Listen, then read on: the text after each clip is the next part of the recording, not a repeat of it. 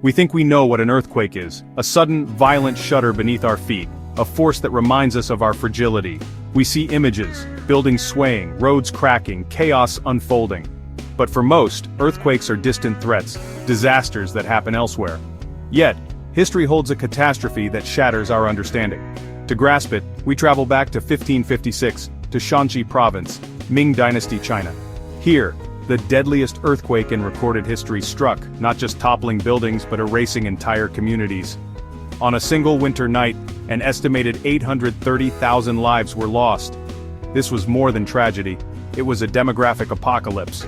In some counties, over 60% of the population vanished in minutes. The quake's epicenter was the Wei River Valley, but its devastation spread for hundreds of miles. How could one event cause such loss? The answer lies in how people lived, with the earth itself. The people of Shanxi carved their homes into the soft, silty Loess Plateau. These cave dwellings, called yaodongs, were ingenious, cool in summer, warm in winter. But on January 23, 1556, these sanctuaries became tombs. The earth that sheltered them became the instrument of their demise. This was not just an earthquake, it was an unmaking. It challenges everything we think we know about natural disasters. The numbers are staggering, but the human story is even more haunting. To understand, we must relive that night.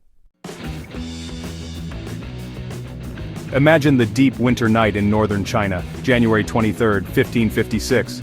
Across the Loess Plateau, millions sleep in their yaodongs, unaware of the coming disaster. There is no warning, just the profound stillness before the world changes forever. Then the ground erupts with a roar, not a tremor but a convulsion. The land tears itself apart, seismic energy surging upward. In an instant, chaos replaces dreams. People are thrown from their beds as the earth heaves and drops. The sound is unimaginable, the groan of mountains, the shriek of splitting earth. Darkness is pierced by the collapse of homes, the air thick with dust. Breathing, seeing, even screaming becomes impossible. All sense of direction is lost, survival is reduced to instinct, but for hundreds of thousands there is no next moment. The yaodongs carved from soft loess collapse inward, tons of earth and rock crush everything inside. There is no escape, no time to run. In a breath, a home becomes a grave. Communities vanish, buried beneath the land they trusted. The earth, once a protector, becomes the ultimate betrayer. In minutes the world is transformed. The deadliest earthquake in history has struck. The yaodongs, once symbols of ingenuity, became death traps. The lowest soil, easy to carve, turned deadly when shaken, liquefying, losing all strength. Arched roofs and sturdy walls imploded, entire hillsides pancaking down. There was no rubble to clear, only seamless tombs of earth. Cities fared no better. Massive stone walls crumbled, temples and pagodas reduced to ruins. The earthquake pulverized everything, erasing centuries of civilization in moments. Landslides dammed rivers, creating unstable lakes that later burst, unleashing floods. Fires broke out, smoke mixing with dust, blotting out the sun for days. Survivors faced a monochrome world of gray and black, where the living envied the dead. The devastation was total, nature's power absolute. In the aftermath, the loss was incomprehensible.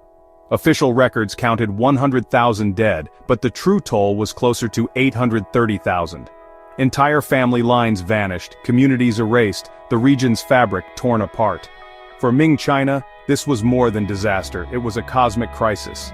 The emperor's right to rule, the mandate of heaven, was believed shaken by such calamity. Rituals and ceremonies followed, but relief was hampered by destroyed infrastructure. Without modern science, people turned to philosophy and spirituality for answers. Survivor Chin Keda wrote of cosmic forces, advising humility and practical caution. The quake forced a reckoning with the limits of human control. It was a lesson in humility born from catastrophe. The Shanxi earthquake is more than a historical footnote, it's a warning. The greatest dangers often come from what we trust most, our homes, our foundations. The disaster teaches us that where and how we build matters. Today, millions still live in vulnerable structures at risk from the next quake. The lesson: invest in safe construction, retrofit old buildings, and prepare for disaster. Science gives us tools, early warnings, building codes, education, but only if we use them. The memory of 1556 demands we act, not just remember. Ultimately, this is a story of humility before nature's power. We are temporary residents on a restless earth.